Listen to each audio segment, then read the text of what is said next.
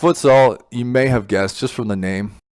It's actually indoor soccer, but it's like condensed. So football is an indoor variation of international soccer that's played on a smaller field with a rapid back and forth pace similar to basketball or hockey.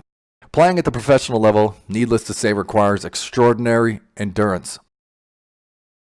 In 2018, Brazilian researchers, and by the way, most of these studies, I would say about 90% of at least the ones that I looked at who are investigating the effects of red light on performance enhancement are coming from Brazil. So way to go, Brazilian researchers, and anyone from there.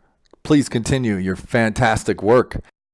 Anyway, they conducted a randomized, triple-blind, placebo-controlled trial to analyze the effects of red light therapy treatments on professional futsal players. The players were treated with red light therapy or placebo before their matches, and their performance was tested.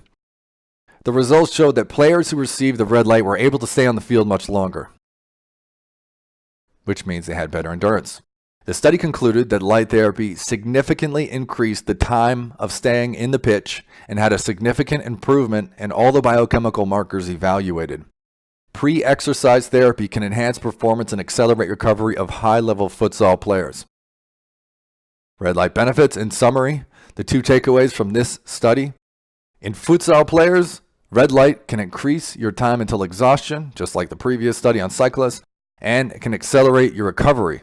So if you ever do get exhausted, this will decrease the time it takes for you to recover back to the point where you can work out again. Hey, it's Mark.